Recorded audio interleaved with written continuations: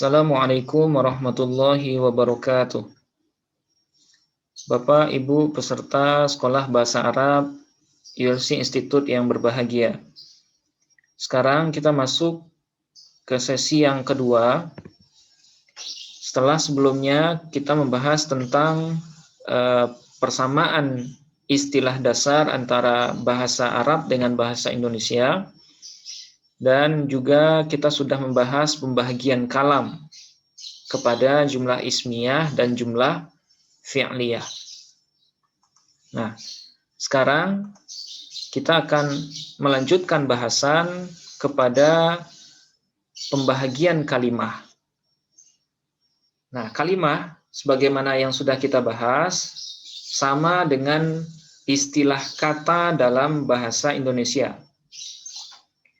Dalam bahasa Arab, kalimah itu hanya ada 3 jenis saja. Yang pertama ada yang disebut dengan kalimah isim, kemudian yang kedua ada yang disebut dengan kalimah fi'il, kemudian yang ketiga ada yang disebut dengan istilah haraf. Nah, apa itu isim, fi'il, dan haraf? Nah, insya Allah akan kita jelaskan pada sesi kali ini.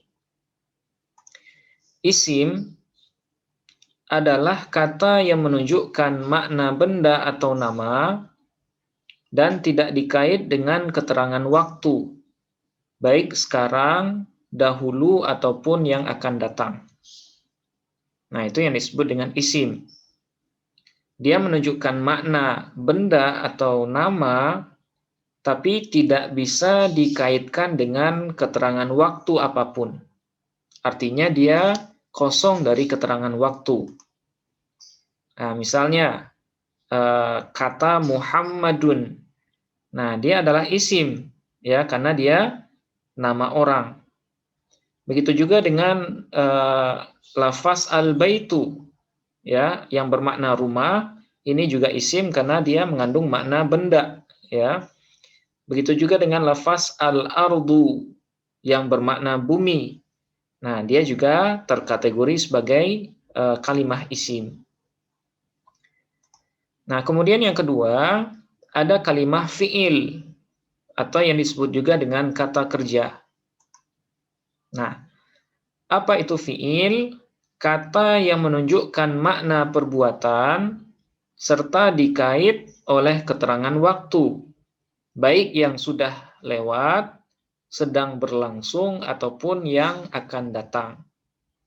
Nah, inilah perbedaan antara fi'il dengan isim. Kalau isim tidak disertai oleh keterangan waktu, sementara kalau fi'il dia diiringi oleh keterangan waktu. Ya. Nah, apa contohnya? Seperti misalnya fataha.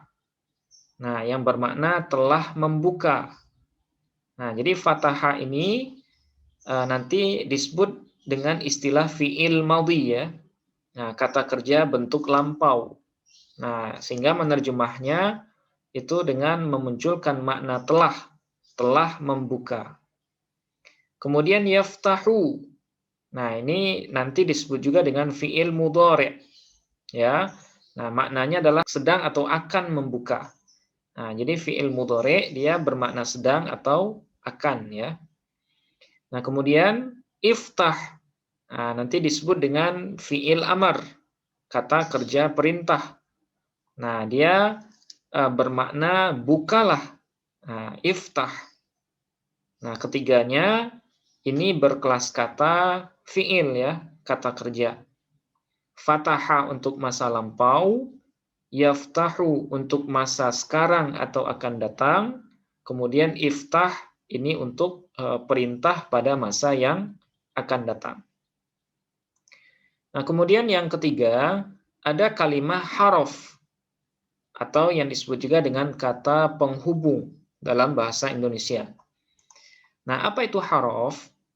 Yaitu kata yang tidak mempunyai makna sendiri, kecuali jika dia disambungkan dengan kata atau kalimah lain.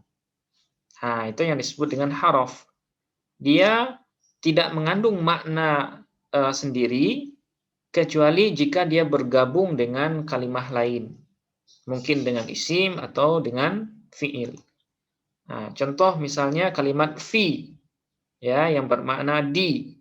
Nah, dia tidak bermakna, ya, kecuali kalau dia digabungkan dengan isim fil baiti, ya, di rumah misalnya. Nah, begitu juga dengan wa yang bermakna dan, ya. Wa ini tidak akan punya makna kecuali kalau dia digabungkan dengan isim ataupun fiil. Nah, misalnya ja'a Muhammadun wa Bakrun. Muhammad dan Bakar telah datang misalnya. Nah, dia di sana sebagai kata hubung, ya. Begitu juga dengan lam. Nah, lam di sini adalah haraf juga yang bermakna tidak atau belum. Nah, dia tidak bermakna kecuali kalau dia dihubungkan atau disambungkan dengan kalimah fiil atau kata kerja. Misalnya lam yalid. Nah, dalam surah Al-Ikhlas, lam yalid, Allah itu tidak beranak. Nah, dia baru mempunyai makna sendiri. Nah, pada sesi ini kita hanya akan membahas tentang isim saja. Ya, kita hanya akan mendalami isim saja. Nah, selanjutnya yang akan kita bahas terkait dengan isim adalah tanda-tanda kalimah isim.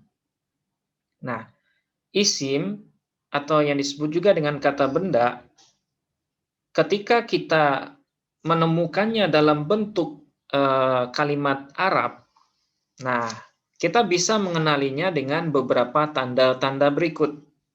Ya. Nah, yang pertama, tanda isim itu adalah khofat. Nah, ini istilah ya, khofat.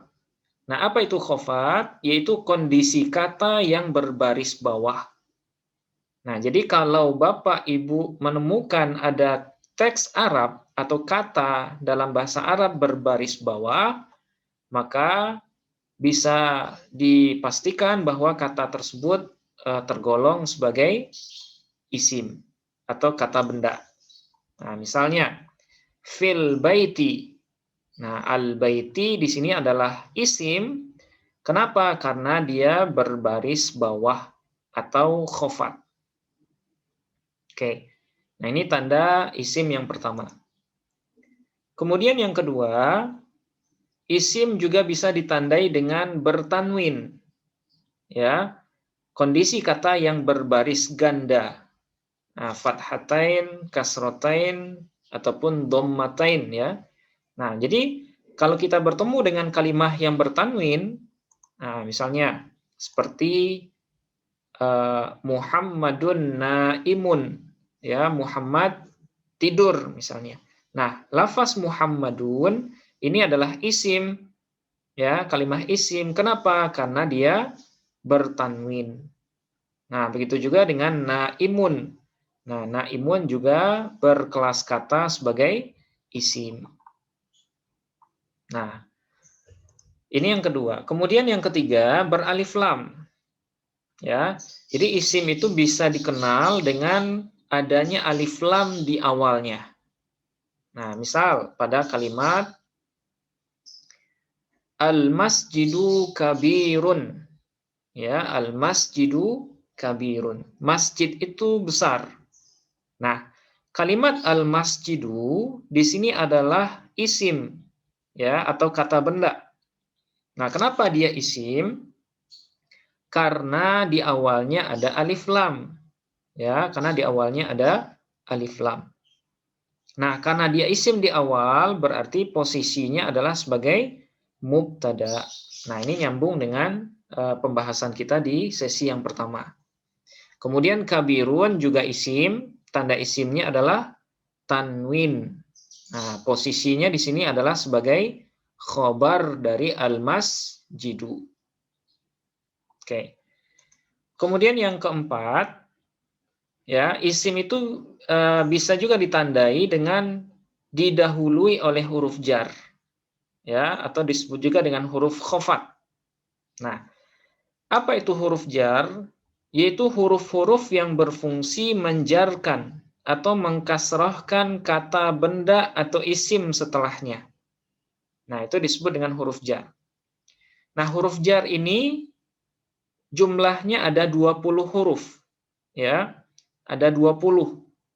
Nah, nanti di bahasan haraf akan kita sebutkan secara spesifik. Tapi sebahagian di antaranya, nah itu ada di contoh berikut ya. Nah, misalnya min qaryatin. Nah, min qaryatin. Nah, di sini lafaz qaryatin di sini berkelas kata sebagai isim, ya, sebagai isim. Kenapa? Karena dia dijerkan atau didahului oleh min, yang mana min ini adalah huruf jar. Nah, jadi kalau Bapak Ibu ketemu dengan min, maka kata setelahnya itu harus berbaris bawah, ya, harus jar. Ya, min qaryatin. Seperti itu juga dengan alal ka'bati. Nah, ka'bati. Nah, lafaz al-ka'bati juga isim karena didahului oleh ala. Nah, ala ini juga tergolong sebagai huruf jar. Atau fil masjidi, ya, al-masjidi. Nah, dia juga terkategori sebagai isim ya. Kenapa? Karena dia didahului oleh fi.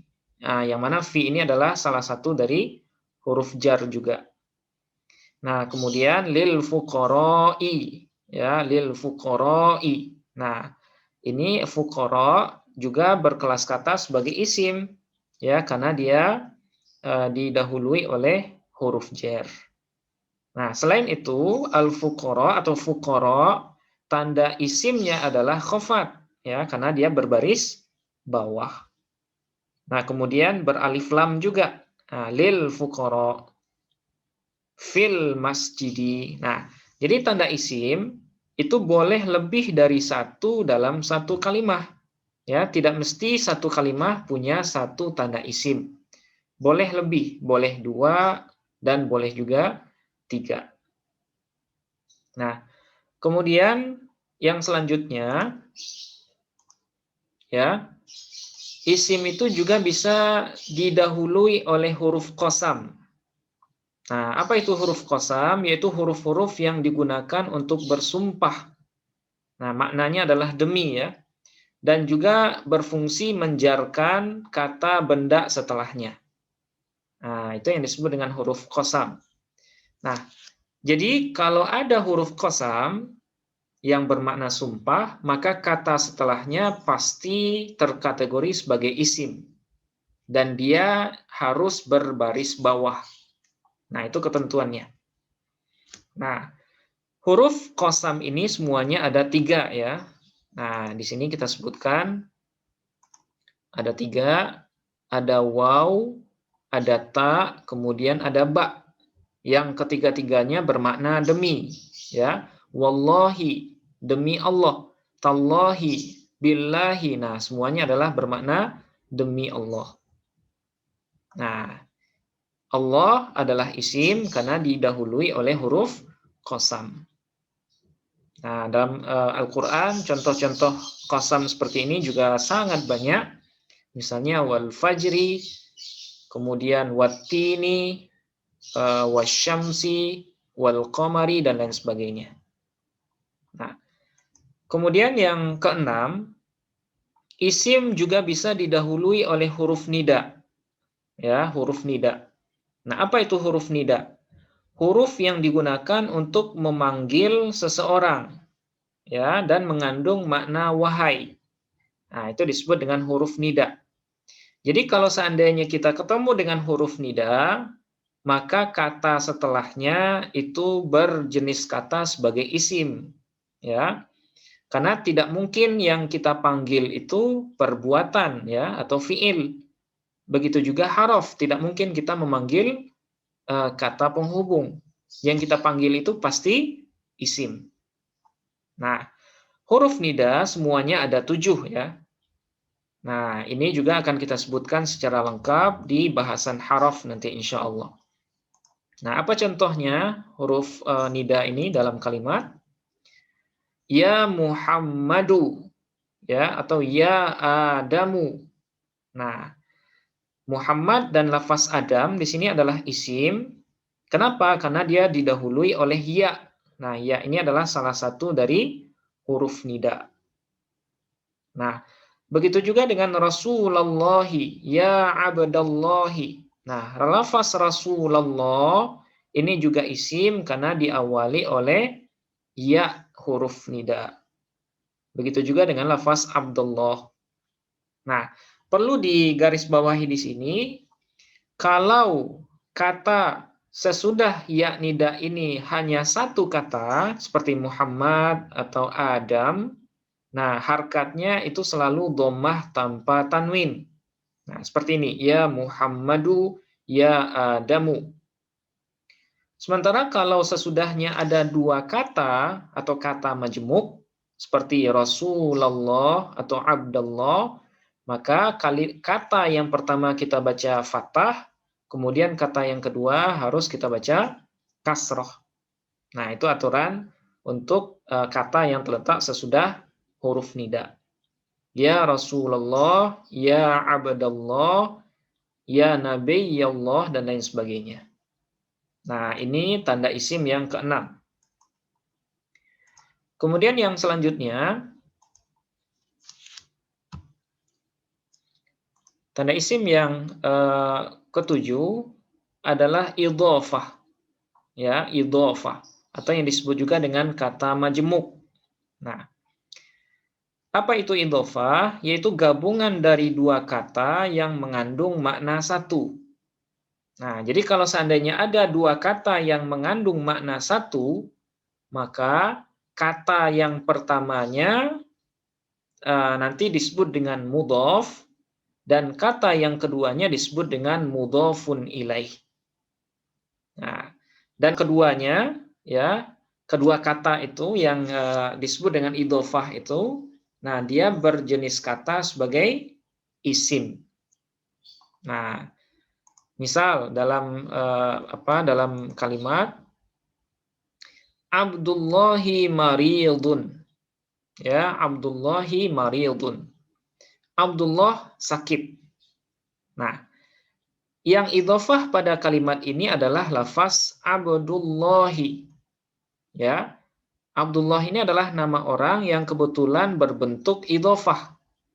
Ya, abdu di sini adalah mudhof, sementara Allahnya sebagai mudhofun ilaih. Ya. Nah, lafaz abdu di sini adalah isim, kata benda, ya. Apa tanda isimnya? Yaitu idhofah kepada lafaz Allah. Nah, jadi abdu di sini adalah mudhof, kemudian Allah di sini adalah mudhofun ilaih. Gabungan dari keduanya disebut dengan idhofah. Nah, Abdullah. Dan perlu diketahui juga bahwa abdu di sini, ya, dia tidak boleh bertanwin. Nah, itu aturan untuk mudhof, ya. Jadi mudhof itu tidak boleh bertanwin, kemudian dia juga tidak boleh beralif lam.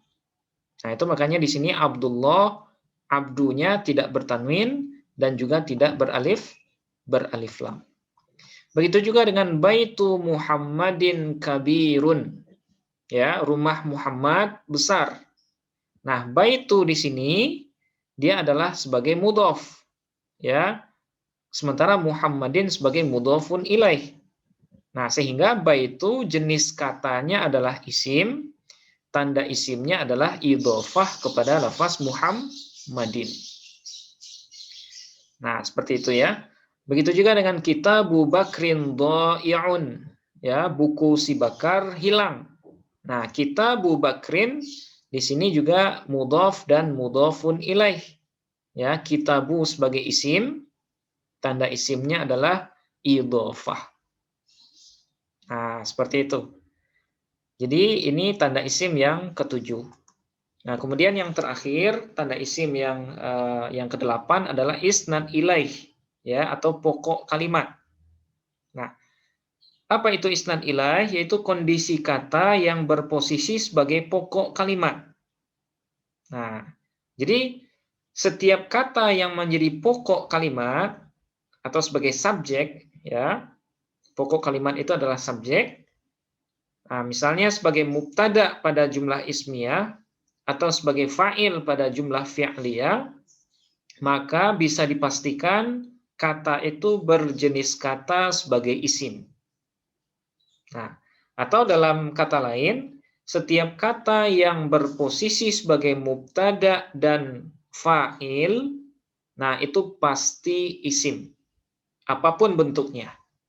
Ya, karena subjek itu selalu berbentuk kata benda. Tidak mungkin subjek berbentuk kata kerja atau fiil ataupun haraf ya, kata penghubung. Nah, misalnya ana thalibun, ya, ana thalibun, saya seorang siswa. Nah, lafaz ana di sini dia adalah isim. Nah, kenapa isim? Karena dia sebagai pokok kalimat atau sebagai isnad ilaih, ya, yang mana posisinya di sini adalah sebagai mubtada. Ya, sementara thalibun di sini adalah sebagai khobar dari ana. Nah, dia adalah jumlah ismiyah. Begitu juga dengan fahimtu, saya paham, ya. Fahimtu ini adalah susunan fiil dengan fa'il. Nah, lafaz tu di sini adalah isim karena dia berposisi sebagai fa'il dan fa'il itu adalah tergolong sebagai isnad ilaih atau pokok kalimat. Nah, inilah 8 tanda untuk isim, di mana kalau kita ketemu dengan salah satu dari yang 8 ini, maka kalimat itu bisa kita anggap sebagai isim ya atau kata benda. Nah, mungkin sampai di sini dulu sesi kedua. Insya Allah akan kita lanjutkan di sesi yang ketiga setelah ini, insya Allah. Assalamualaikum warahmatullahi wabarakatuh.